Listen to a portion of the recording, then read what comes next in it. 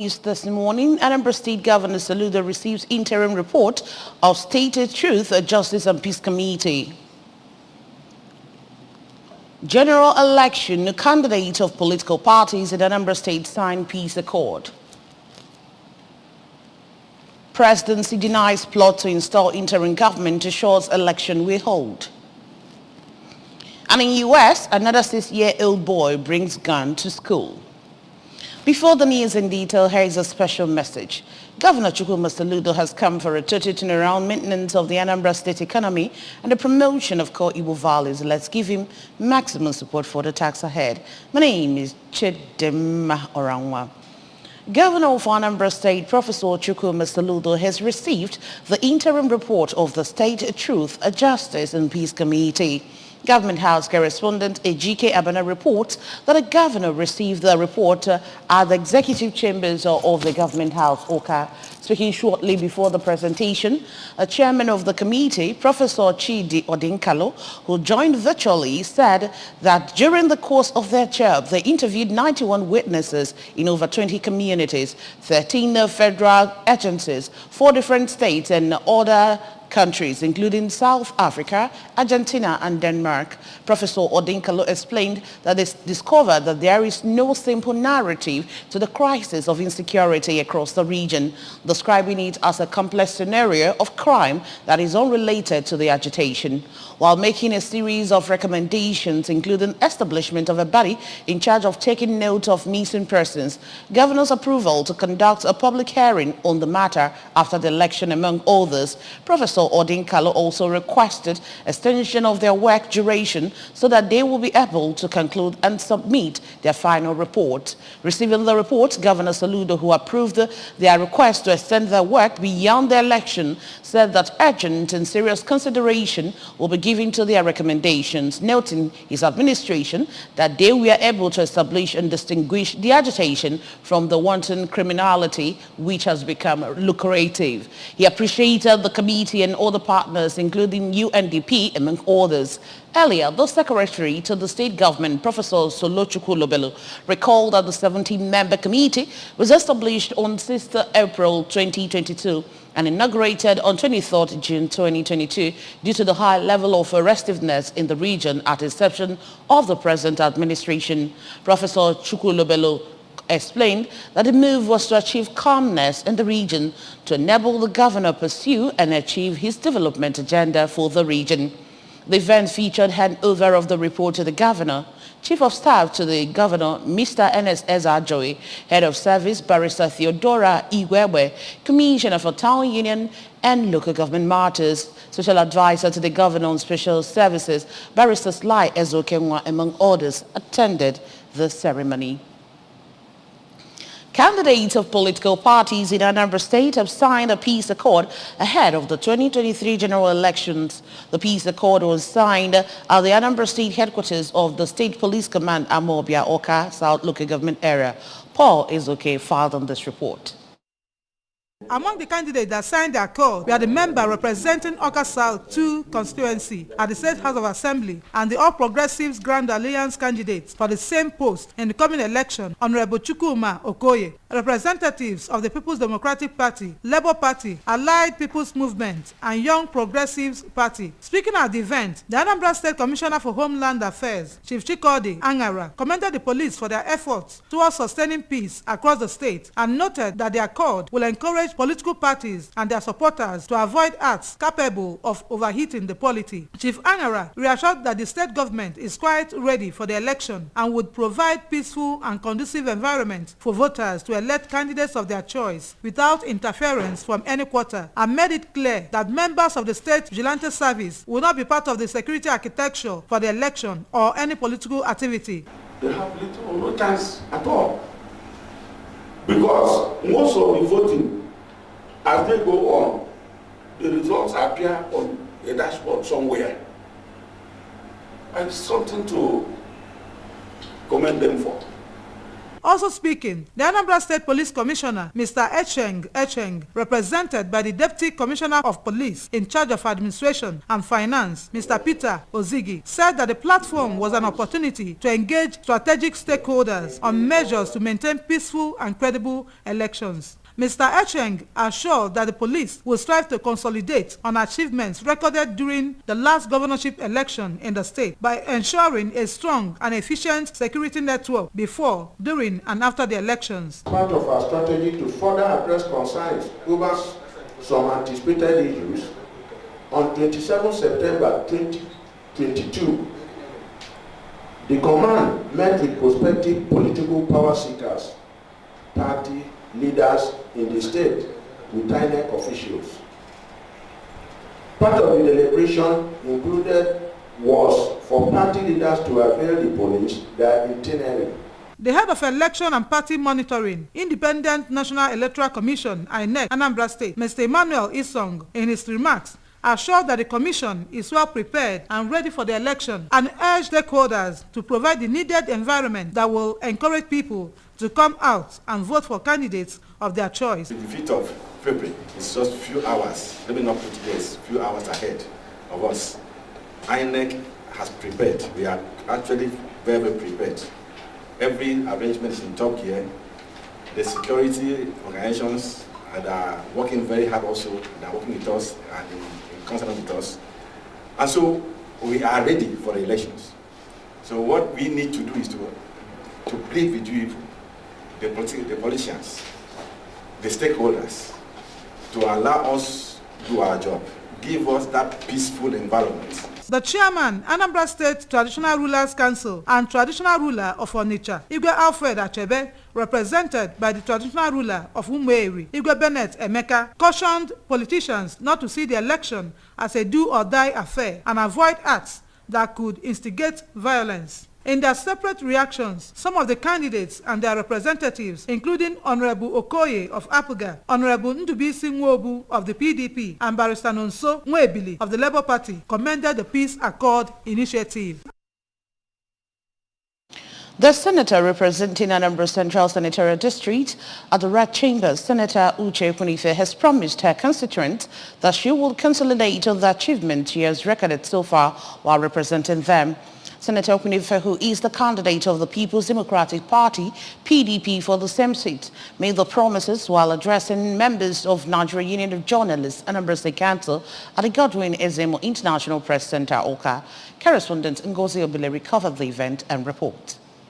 Members of the Nigeria Union of Journalists, Anambra State Council, at the Council Secretariat, Oka, Senator Ekwunife recounted how she has delivered people-oriented leadership for the past years as a senator and listed her achievements to include providing employment for over 200 youth, spent about 8 billion naira in the development of the constituency in terms of road infrastructure and others, community development projects like borehole, classroom blocks, scholarships, among others. She called for local government autonomy for development to get to grassroots and appealed to her constituents to give her the opportunity to consolidate on the achievements she had already initiated. Senator Ekwunife said she has sponsored bills for the good of Nigerians and has attracted many road projects for communities in Anambra Central Senatorial District, adding that 59 communities she is representing have benefited from her stewardship and would benefit more if elected.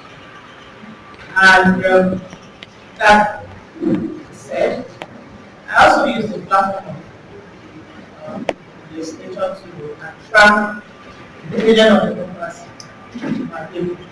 Most of the projects we see, 99% of them are the projects that got to lobbying the lobbying the president, vice president, the minister, did use of different agencies. So I see it as passion to take judge for our youth.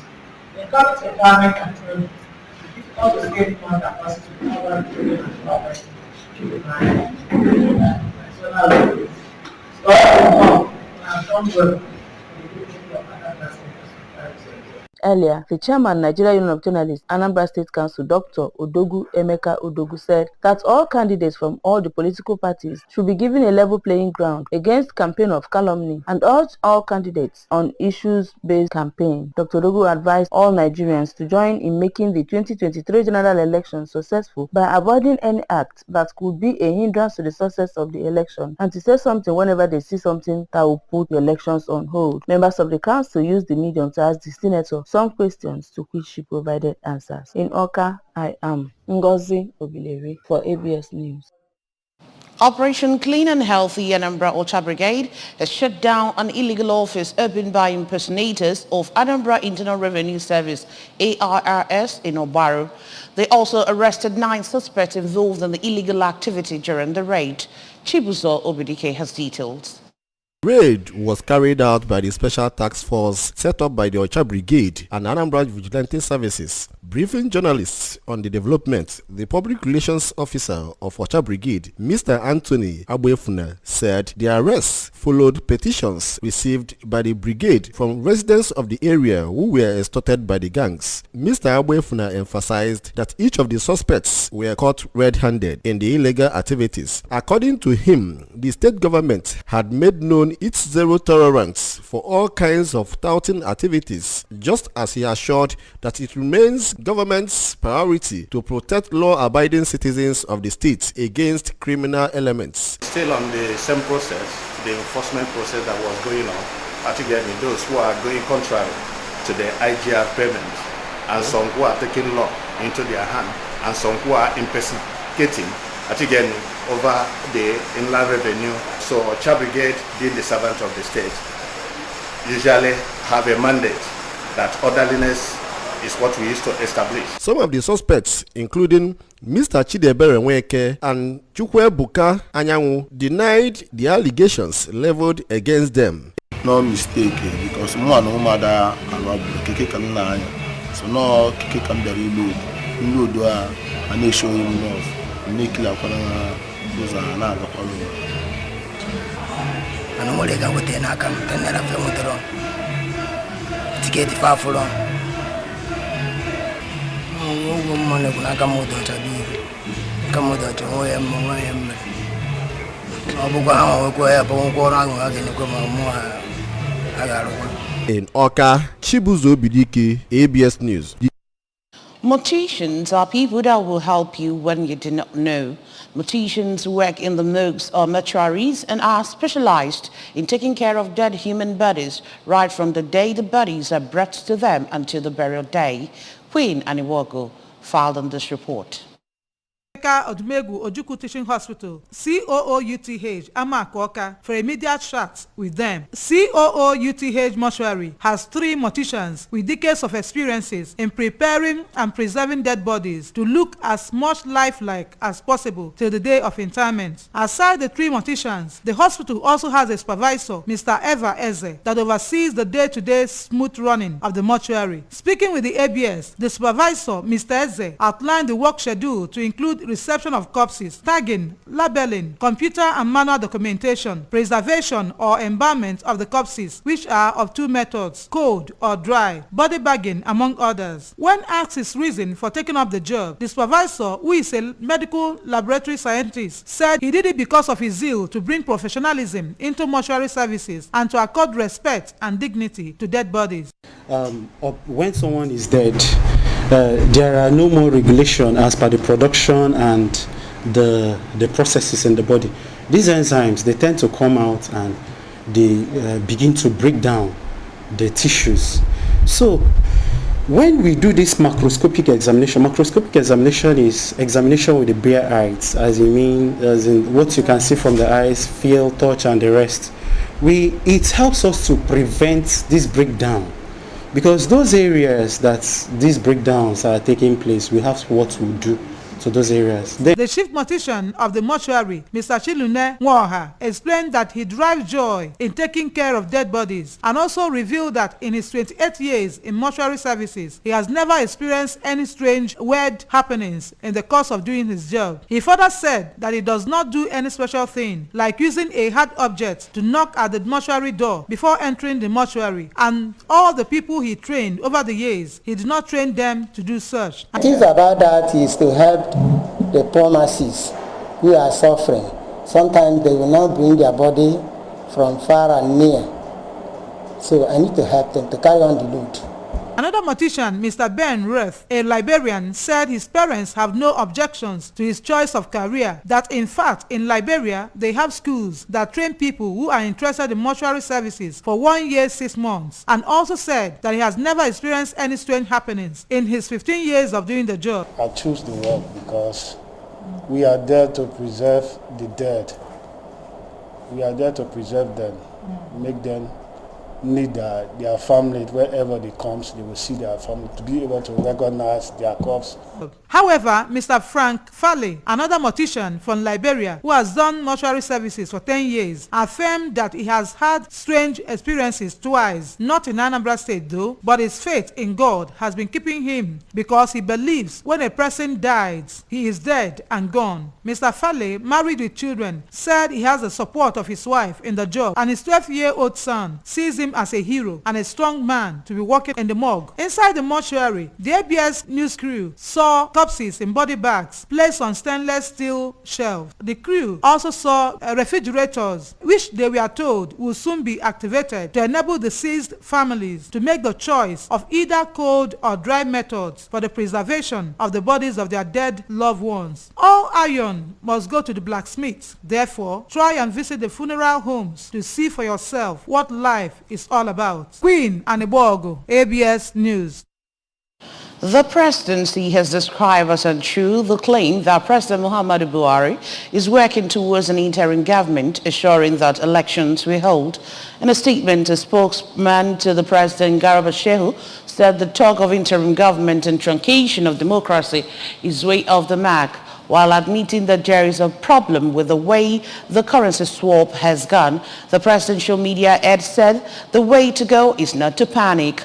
According to the presidential spokesman, the president is concerned with this problem and opened several avenues for consultation with leaders and groups across the country, culminating in the broadcast to the nation on Thursday morning. Shehu's statement followed a claim by Kaduna State Governor Nasir El-Rufai that the Central Bank of Nigeria Governor Godwin Emefiele and his supporters within the presidency plan to make life difficult for Nigerians. El-Rufai, in his official state broadcast on Thursday, alleged that they are undermining the works of the government and see to it that the forthcoming elections do not hold. The federal government of Nigeria has asked the Republic of Finland to caution and investigate Mr. Simon Ekpa on his unguarded utterances that threaten the nation's electoral process. Princess Equiachide reports.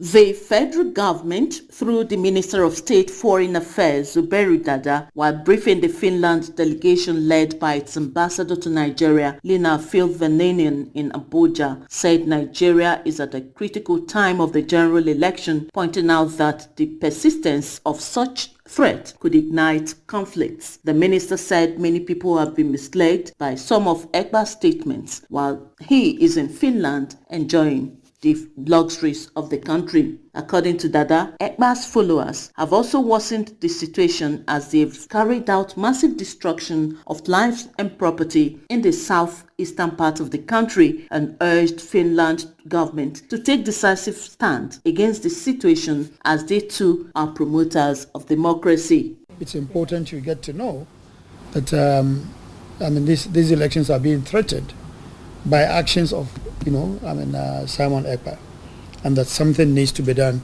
immediately to arrest the situation.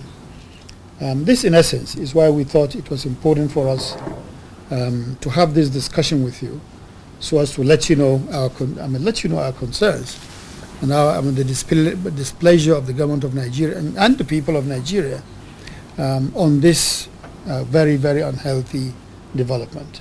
Responding, the Finnish ambassador to Nigeria, Lena Filveninian, noted that both countries have a long-lasting diplomatic relations, and as such, the Finland government will be proactive in dealing with the issue of incitement of violence, even as Egba's rights are taken into consideration by the law. We are very much invested in the safe and secure conduct of these elections throughout the country. So we're very much on the same side on this issue. There have been contacts, information has been shared, and we hope for more of that in order for all our authorities to do their job.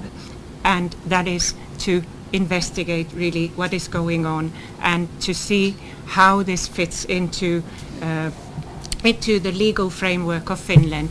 It will be recalled that Egba has been inciting people against the coming elections. In Abuja, Princess Ekwi Ajide reporting. The mother of a 6-year-old boy has been arrested after he brought a gun to his primary school in Virginia, the latest of such incidents in the U.S. state. Police were called to Little Creek Elementary School in the city of Norfolk, where staff gave them the handgun. No one was injured, but one mother says the boy threatened to shoot her daughter in class. Last month, another 6-year-old shot and wounded his teacher in the state. In the latest incident, the boy's mother was charged with contributing to the delinquency of a minor and allowing access to a loaded firearm by children. The body of ex-Chelsea and Newcastle winger Christian Atsu has been found dead in the aftermath of the earthquake in Turkey. Atsu's agent Nana Sechere confirmed and disclosed this on his Twitter handle. Aged 31, the Ghanaian player has been misidentified and falsely reported as hospitalized last week following the earthquake which killed more than 45,000 people. Atsu spent 8 years signed by Premier League clubs including Chelsea, Bournemouth, Everton and Newcastle. Remember that you can follow news and programs on ABS from any part of the world by liking our Facebook page at ABS Radio Television Orca. Subscribe to our YouTube page at ABS Television Orca. Follow us on Instagram at ABS Radio TV. You can also log on to our website at www.absradiotv.com. And now I'm in point again. Anambra State Governor Soludo has received the interim report of a State Truth, Justice and Peace Committee. General elections, candidates of political parties in Anambra State have signed peace accord. Presidency has denied plot to install interim government, assures election will hold. And we also told you that in U.S., another 6-year-old boy has brought gun to school. Remember that Governor Chukwuma Soludo has come for a total turnaround maintenance of the Anambra State economy and promotion of core Igbo values. Let's give him maximum support for the task ahead. And that's it on the Breakfast News this morning. Thank you for joining us. My name is Chidimma Oranwa. Good morning.